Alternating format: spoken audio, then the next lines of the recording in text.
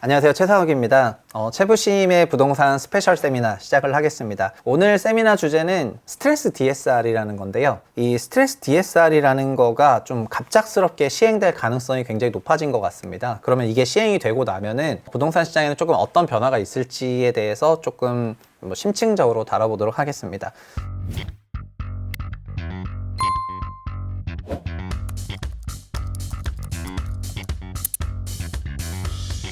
그리고 오늘도 네이버 프리미엄 컨텐츠에 적었던 50번째 칼럼을 기준으로 이렇게 설명을 조금 드릴 건데요. 글을 쓰면서도 그때 좀 생각을 했지만 글 쓰고 나서도 좀 생각이 진보된 게 있고 하기 때문에 그런 부분도 잘 담아서 얘기를 해보겠습니다. 기본적으로는 그 스트레스 DSR이라는 게 뭔지에 대해서, 그리고 DSR이라는 게 뭔지에 대해서는 다 어느 정도 이해를 하실 거라고 생각을 하는데요. DSR이 처음 시작이 된 거는 22년 1월 달이었습니다. 고승범 금융위원장이 취임을 하시고 그 다음에 10월 달에 그 가계부채 관리 방안을 발표를 하게 되는데, 그때 발표했던 내용이 그 DSR을 조금 조기 시행하겠다 이런 내용으로 발표를 하게 됩니다. 그런데 21년 4월에 원래 DSR 시행을 한 해 만에 하는 얘기가 있었는데, 그때는 정말 들은 척도 안 했었는데요, 시장이. 21년 10월 달에 발표를 하니까 매우 일단 바짝 긴장을 하거든요. 왜냐하면 그분 도입과 함께 뭘 발표했냐면은 대출 총량제 발표해버려가지고, 기억하시는 분도 계시겠지만 21년 9월 10월에 대출 다 해버린 금융기관에는 돈 더 이상 못 빌린다 이렇게 얘기해버리니까, 그때 특정 월에 막 대출 수요가 폭증하고,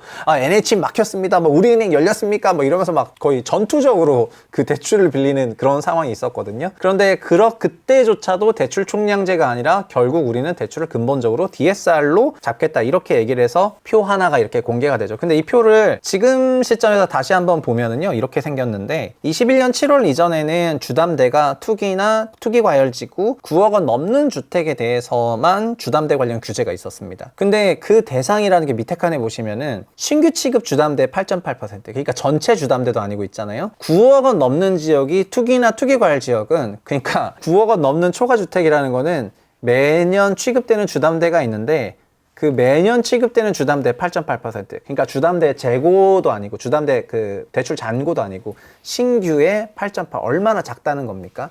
그러니까 종전 문재인 정부 때의 부동산 대출 규제라는 거는 진짜 다 허황이었다는 거예요, 솔직히 말하면은. 엄청난 대출 규제가 있는 것처럼 보였지만 그 대상은 매우 작았기 때문에 전체 시장에는 영향을 주지 못했다 이렇게 보시면 될 것 같습니다. 그거를 21년 10월 달이었죠. 21년 10월 달에 현행이라고 하냐면은 일단 전 규제 지역, 당시는 거의 사실상 전국 정도가 규제 지역이기 때문에 전 규제 지역에 6억 초과하는 주택에 대해서 규제를 하겠다. 신용은 1억 넘는 집에 대해서 하겠다라고 했는데, 그것조차도 그 대상을 보면은 신규 취급 주담대의 12.4%밖에 안 되기 때문에요. 저렇게 전 규제 지역으로 6억 초과 규제를 하더라도 대출이 늘어나는 거예요.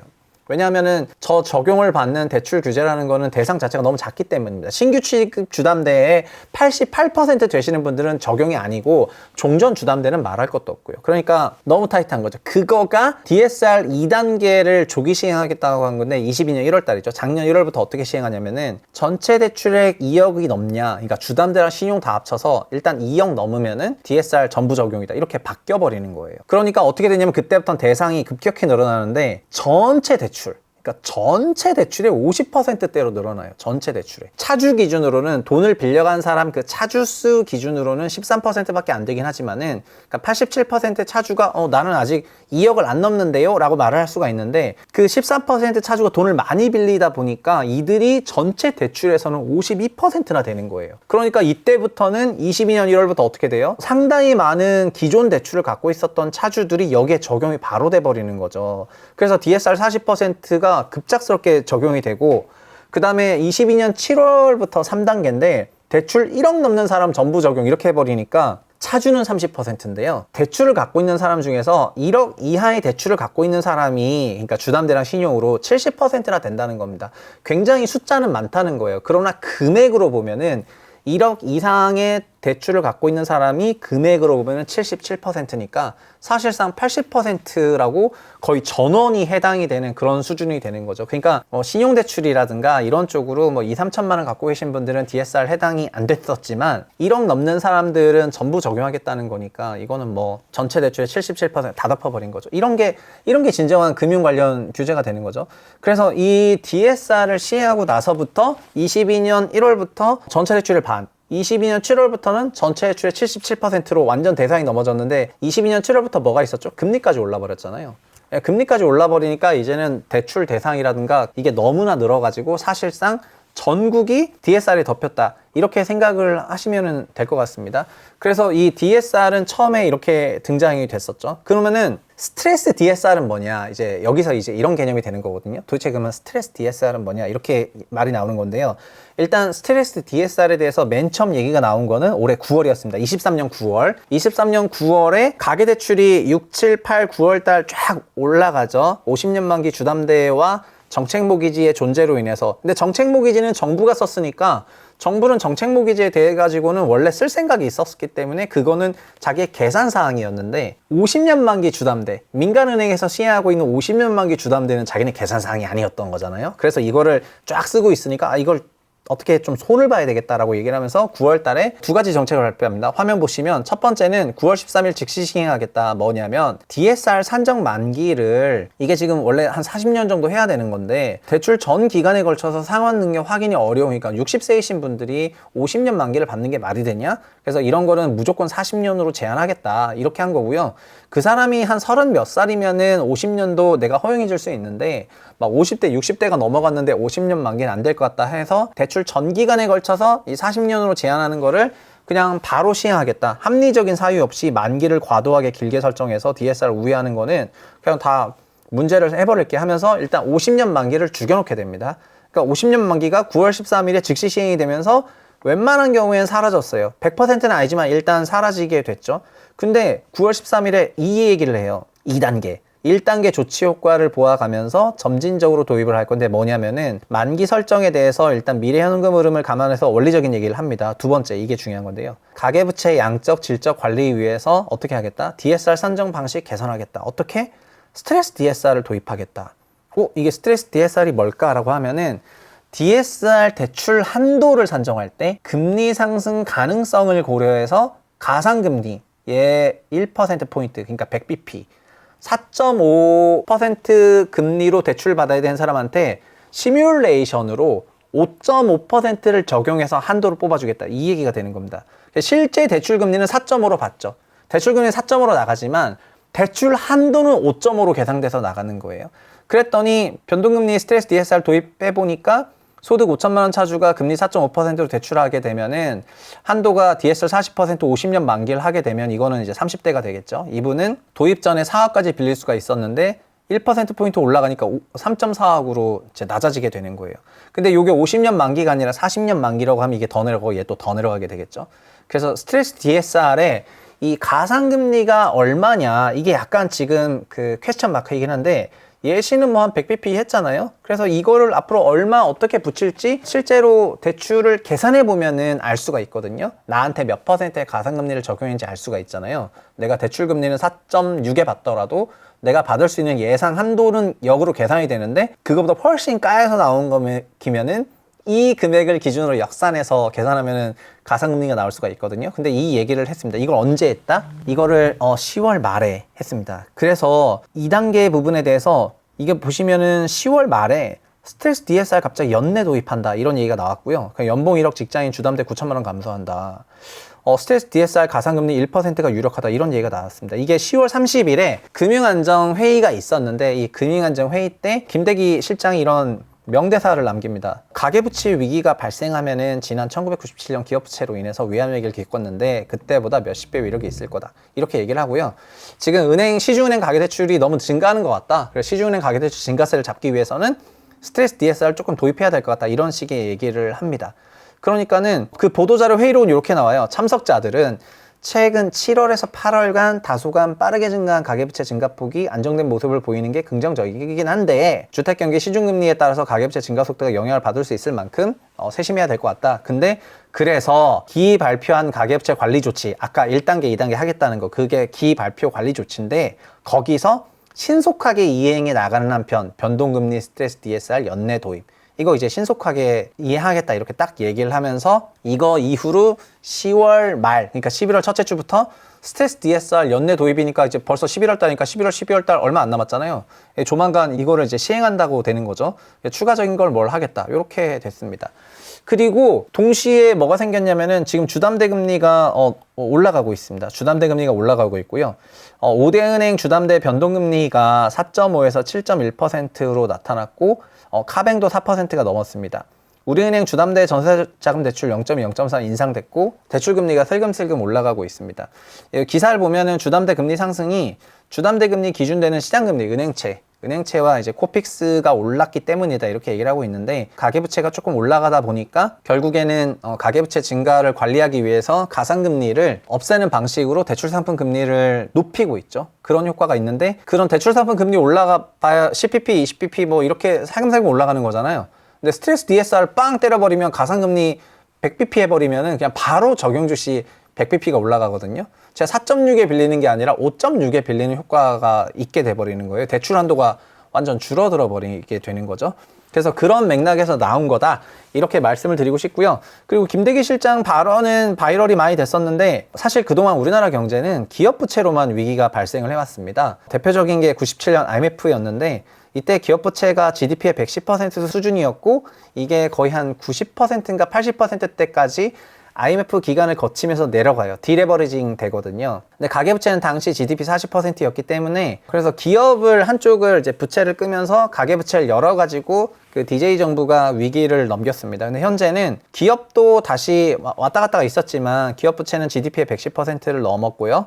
가계도 100%를 넘었습니다. 기업은 늘렸다가 줄였다가 늘렸다가 줄였다가 하는 사이클이 있었어요. 근데 가계는 그런 적이 없어요. 가계는 계속 늘었어요. 그러니까 앞으로도 가계는 계속해서 올라갈 거라고 생각을 하는 거고 가계가 계속해서 올라가기만 한다면 어느 순간 내려야 되는 상황이 왔을 때 가계의 디레버리징 상황이 왔을 때 그 충격을 어떻게 커버하냐. 지금 가계의 디레버리징은 흡수할 주체가 없다 이렇게 생각을 하고 있는 그런 상황입니다. 만약에 가계도 무너져야 되는 그런 상황이 오면은 아마 정부가 나서게 될 겁니다. 일본처럼요. 일본이 91년에 그 어마어마한 자산 시장이 그 내려가는 그런 국면에서 결국 정부가 나서서 부실을 떠안아줬잖아요. 그래서 정부 부채가 이만큼 늘어나게 된 건데 그러다 보니까 결국 30년간 저성장한 거고요. 지금도 인플레이션이 발생하고 있다고 하지만 현재 일본의 인플레이션은 나쁜 인플레이션의 표본입니다.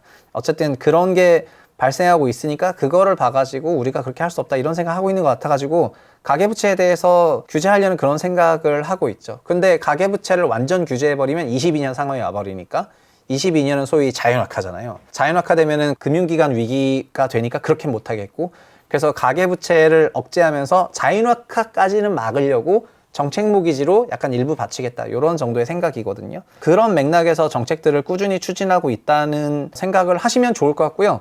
이게 제가 시장 바라보는 그 관점이랑도 되게 유사하다 그렇게 생각을 합니다. 우리나라의 거의 모든 금융기관 대출이 다 부동산 대출이거든요. 그래서 우리나라 부동산 붕괴는 그냥 감히 말씀드리는데 한국 경제 붕괴나 마찬가지입니다. 이거는 10월에 있었던 국감 때 이창용 총재가 한 말이잖아요. 30% 무너지면 시스템 위기 온다. 다 그렇게 생각하니까 30% 무너지지 않게 방어하려고 하는 거고 작년 말 올해 초에 20%까지 내려갔었기 때문에 긴장감이 들어서 이제 막대하게 부양을 했었던 거잖아요. 그런데 받치려고 하는 거랑 띄우는 건 다른 얘기인데 민간 금융기관이 띄워버리니까 그러니까 다시 대출이 올라가 버리니까 민간 금융기관에 대해서 완전히 누르려고 하고 있는 그런 상황이 되는 겁니다. 띄우는 거는 누구만 한다? 정부만 한다. 민간 금융기관은 절대 부동산 시장에 직접적 개입하지 마라. 이제 그렇게 정리하고 싶습니다. 그래서 정부가 푸는 특례로는 매년 시행하던 가계복지 예산이고 규모도 일정한 편입니다. 정부 예산이 있기 때문에 엄청나게 늘릴 수도 있습니다. 근데 시중은행은 그게 아니잖아요. 시중은행은 한눈 팔았더니 그냥 한 달에 6조 이상 팔리는 상품 만들어버리고 그러니까 시중은행을 규제하는 것이다. 그렇게 말씀을 드리겠고요. 그리고 근본적으로 이게 미국이랑 비교할 수밖에 없는데 미국은 또 철저히 30년 만기 모기지 고정금리로 운영이 되거든요. 지금은 미국도 40년 만기 모기지 고정금리가 등장하고 있습니다. 한국은 40년 만기가 디폴트입니다. 근데 50년이 등장했었던 거예요. 지금 미국도 막 40년이 일부 등장하니까 와, 저 은행 40년 한다 이러면서 막 트위터가 난리가 나고 있는데 한국은 40년 디폴트고 50년 등장했던 거라고 말씀드리겠고요. 미국도 30년 만기로 8% 주담대가 너무 높으니까 뭐 이런 게 나와서 좀 완화하려고 노력들을 많이 하고 있습니다. 근데 어쨌든 미국은 고정금리로 조달을 해요. 한국은 변동금리로 조달을 하니까 주담대를 받거나 혼합형을 하니까 결국 5년 후 변동금리에 따라서 왔다 갔다 하거든요. 단기금리 변동에 가계자산이 휘청거리죠. 그리고 금리 결정해야 되는 정책당국 입장에서는 그 우리나라에서 단기금리 변동으로 인해서 부동산 가격이 왔다 갔다 하는 게 시스템 리스크로 번질 수 있다고 생각하면은 자기는 금리를 결정하는 데 있어서 자유도가 내려가는 거잖아요. 그러니까 우리나라 정부 관계자들은 금리 결정에 있어서 자유도를 추구하고 있고요. 그래서 더 어떻게 하고 싶냐? 스트레스 DSR 뿐만 아니라 스트레스 DSR에다가 추가로 고정금리로 받아라 이렇게 얘기하는 거거든요. 자연스럽게 고정금리로 이끌어가고 있습니다. 그러면 우리나라 사람들도 현재는 변동금리를 받아야 되는 거를 매우 당연하게 생각하고 있지만 스트레스 DSR로 저쪽 완전 그 한도를 죽여버리니까 우리는 뭐 좋든 싫든 결국은 40년 만기 고정금리 모기지로 돈을 빌려서 집을 사야 되는 그런 상황이 된 거죠. 근데 40년 만기 모기지로 돈을 빌려서 집을 산다? 그거가 진짜 얼만큼의 시장 수요가 있겠느냐라고 생각해 보시면 좋을 것 같습니다. 이게 지금 영상을 보시는 구독자분들도 집을 사실 때 한국 금리도 미국 따라간다 생각하면 언젠간 내려간다고 생각해서 다들 변동금리 받고 싶으시다고 생각하시는 분이 많으실 텐데 40년간의 고정금리 모기지로 물론 중간에 상환하면 되지만 그거를 받아가지고 계속해서 내겠다? 뭐 그거는 잘 모르겠습니다. 그래서 아마도 정부의 금융규제로 인해 가지고 시중은행 대출이 매우 위축되지 않을까 개인적으로 그런 생각하고 있습니다. 이번 주에 가계대출 통계가 나오거든요. 10월에 있었던 그런 통계가 집계돼서 11월에 발표되는 거기 때문에 10월 통계여서 10월 통계가 얼마나 줄었을지는 잘 모르겠습니다. 근데 뭐 10월, 11월, 10월 이렇게 가면서 그 가계대출 관리하는 방안 규제가 강화되다 보니까 대출 통계는 줄어들 것 같고요. 그렇게 되면 자연스럽게 시장은 상당 기간 소강 상태일 것 같고 거래는 뭐 진짜 엄청난 침체가 있을 것 같습니다. 그러니까 작은 2022년의 모습이 되는 거죠. 금리 상승, DSR 영향력 확대, 수요 위축, 그러면 자연스럽게 거래 위축. 그리고 수요가 위축되고 거래가 위축되니까 일부 나오는 주택 가격은 당연히 하락 기표하거나 상승률 둔화나 하락으로 기표되는 모습인데 금리 상승 폭에 따라서 그 폭이 이제 결정이 되는 거잖아요. 근데 22년은 막 200bp, 300bp 정도 막 한 번에 시장금리랑 상품금리가 올라갔는데 지금은 뭐 3, 40bp, 5, 60bp 아니면 스트레스 DSR 적용하면은 130, 140bp 올라가니까 22년만큼의 강도는 아니고 작은 미니 2022년 그런 흐름이 나타나지 않겠냐 이렇게 생각을 합니다. 그래서 어쨌든 가계부채와 관리에서 정부의 의도에 대해서 제가 최대한 뭐 자세하게 설명을 드렸고요. 더 자세한 내용이나 기존 맥락에 있는 여러 가지 내용들은 저희 네이버 프리미엄 컨텐츠 통해서 확인해 주시면 감사하겠습니다. 최부심의 부동산 스페셜 세미나 오늘은 이렇게 마무리 짓도록 하고요. 다음에도 좋은 내용으로 찾아뵙도록 하겠습니다. 감사합니다.